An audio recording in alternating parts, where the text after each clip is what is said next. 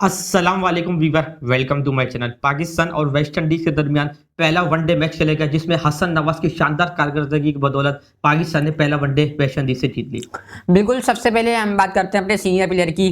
जिस तरह बैटिंग में बात करी है तो सबसे पहले जो हमारे सीनियर बाबर आजम मोहम्मद रिजवान हैं, उन्होंने आज को भरपूर कोशिश करी कि पाकिस्तान को मैच बिल्कुल साइड में लग जाए। लेकिन जिस तरह आज हसन नवाज ने डेब्यू करना, जिस तरह आज हुसैन दलाल ने, जो कि बहुत अरसे बाद कमबैक करते हुए नजर आ रहे थे 6 साल बाद, और दोनों ने बहुत मेच्योर तरीके से उन्होंने बैटिंग करी। और जिस तरह उन्होंने मेन टाइम पे जिस तरह उन्होंने चार्ज करा, और जिस तरह हसन नवाज 116 रन के टारगेट से उन्होंने 54 बॉलों पर 63 रन बनाए और 3 छक्के और 5 चौके लगाए। और जिस तरह हुसैन दलाल ने आज बैटिंग करी, हमें उम्मीद तो नहीं थी कि हुसैन दलाल नंबर 7 पे आगे इस तरह की बैटिंग करेंगे, लेकिन जिस तरह आज उन्होंने बैटिंग करी, उन्होंने 110 के टारगेट से, वो अमेजिंग था। बिल्कुल दानिश, सबसे पहले पाकिस्तान के बॉलिंग के बारे में बात करेंगे और रिजवान की कैप्टनसी के बारे में बात करेंगे। पहले पाकिस्तान ने टॉस जीता, पाकिस्तान ने पहले बॉलिंग ली। रिजवान ने जब ओवरकास्ट कंडीशन थी, जब रिजवान ने बॉलिंग दी और शाहिन शाह को लगाया, फिर नसीम शाह को लगाया। सबसे बड़ी पाकिस्तान की जो मुझे वीकनेस नजर आ रही है, पाकिस्तान की फास्ट बॉलिंग नजर आ रही है। आपने जब 3 स्लिप पे रखी है तो नसीम शाह मुसलसल लेग साइड पे बॉल डाले जा रहे हैं। जब उन्हें स्लिप पे रखी हुई है तो आपने ऑफ साइड पर क्यों गेंद नहीं डाले?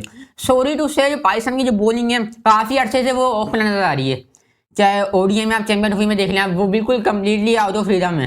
चाहे नसीम शाह हो या शाहिन शाह अफरीदी हो, इवन हारिस रऊफ भी।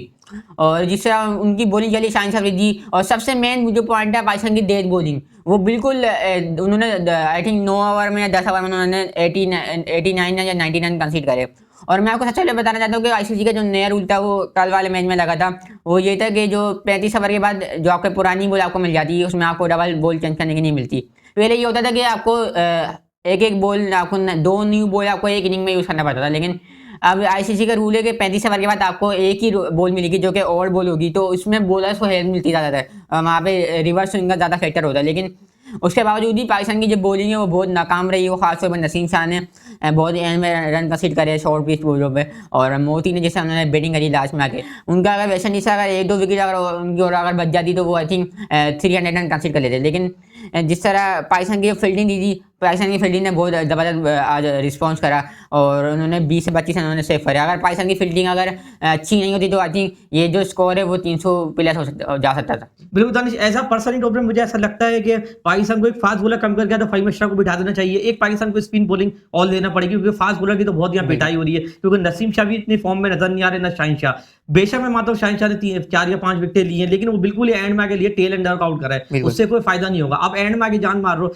पूरा मैच ही आपने निकलवा दिया था। अगर ये हसन नवाज की आज बैटिंग नहीं होती या हुसैन तलत की, तो आज पाकिस्तान मैच हार चुका होता। बिल्कुल, लास्ट में मैं एक बात करना चाहूंगा। आपने जिस तरह बात करी स्पिनर की, बिल्कुल अबरार अहमद बेंच मौजूद है, अबरार अहमद शुड भी इन, और जिस तरह उनकी बॉलिंग चल रही थी ओडीआई में रिदम, तो आउटस्टैंडिंग उनका रिदम, तो अबरार अहमद बिल्कुल बनते हैं लाजमी तौर पर प्लेइंग 11 में। और बॉलिंग में एक्चुअली मुझे ऐसा लगता है कि नसीम शाह को शायद उनको रेस करा दिया जाए या उनको ड्रॉप कर दिया जाए। ये जो बातें हैं प्लेइंग 11 की, हम आपको नेक्स्ट प्रीव्यू में बताएंगे ओडीआई की। और मैं एक और बात करना चाहूँगा लास्ट में, पाकिस्तान की जो ओडीआई की बॉलिंग है बिल्कुल एक तरीके से बनती नजर आ रही थी न्यूजीलैंड के टूर पे, जहाँ पाकिस्तान टीम ने आकिब जावेद को भी मौका दिया था, जहाँ पाकिस्तान टीम ने वसीम जूनियर को भी मौका दिया था। तो ये जो दोनों बॉलर है एक्सपीरियंस है, पाकिस्तान के बेस्ट बॉलर है ओडीआई के खासतौर पे। तो आप आकिब जावेद और आप वसीम जूनियर को आप उनको मौका दे के रखते, लेकिन आपने उनको बिल्कुल एक तरीके से मंजर-ए-आम से गायब कर दिया। और कामरान गुलाम पे तैयब तार थे, तो हम कब अपने प्लेयर को मिडल ऑर्डर में बनाएंगे?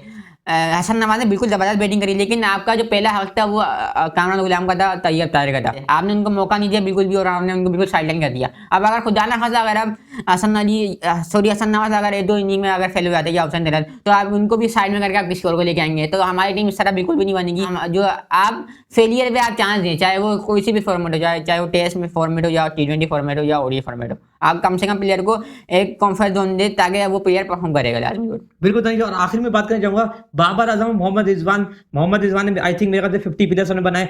ये काम था मोहम्मद रिजवान और बाबर आजम को, दोनों जब आपने इतनी गोले खेली आपको ही फिनिश करके जाना चाहिए था, खासतौर पर मोहम्मद रिजवान को, क्योंकि आप कैप्टन है, आपने 50 रन बना दिए, तो आपका ही काम था, आपने नौजवान खिलाड़ियों के खाते में डाल दिया कि आप ही जितवाओ। और मुसलसल मोहम्मद रिजवान बोले रोक रोक के हसन नवाज से प्रेशर डाले जा रहे थे। ये काम था मोहम्मद रिजवान को हिटिंग करनी चाहिए थी। जब मोहम्मद रिजवान सेट हो गए थे तो फिनिश करके मोहम्मद रिजवान को ही जाना चाहिए। बिल्कुल, काफ़ी अर्से से यही हमारा सिलसिला चलता हुआ आ रहा है, चाहे वो चैंपियन ट्रॉफी हो या जो भी टूर्नामेंट हो, खासतौर पर इवेंट पे। चाहे T20 वर्ल्ड कप हो। अब बाबर आजम, मोहम्मद रिजवान बहुत ऊपर से बोले ले जाते हैं, फिर उसके बाद बिल्कुल मैच साइड में हो जाता है। मिड ऑर्डर में इतनी बोले मिलती नहीं है। अब हसन नवाज ने थोड़ी सी बोले उन्होंने ली, लेकिन जिससे उन्होंने बाद में कन्वर्ट करा इनिंग को। हुसैन अली ने भी बोले उन्होंने ली थोड़ी बहुत टाइम लिया उन्होंने, लेकिन जिससे उन्होंने फिर बाद में उन्होंने कंसीड करी अपनी बैटिंग। ये बाबर आजम, मोहम्मद रिजवान ने काफ़ी अर्से से इनमें नजर नहीं आ रहा कि वो अपनी इनिंग को कन्वर्ट नहीं कर पाते। बाबर आजम होगा काफ़ी अर्से से उनके हमें रन देखने को नहीं मिले। हमें ये वाली इनिंग चाहिए मैच हसन नवाज जैसी, चाहे वो T20 में हो चाहे वो वनडे में हो। अगर हसन नवाज जैसी अगर हमें इनिंग मैच इनिंग देखने को मिलेगी तो हम उस प्लेयर को सपोर्ट करेंगे। हमें सेंचुरी नहीं चाहिए बिल्कुल भी, हमें ऐसी इनिंग चाहिए जो पाकिस्तान को मैच जितवाया गया। बिल्कुल चाहिए। और आखिरी में बात करना चाहूंगा कि अगर हसन नवाज फेल हो जाते तो सारा इंजाम ही आज हसन नवाज पे आना था। ये मैं सवालिया निशान छोड़ के जा रहा हूँ अपनी व्यूवर्स के लिए। तो व्यूअर ये थी आज की हमारी वीडियो, तब तक के लिए अल्लाह हाफिज।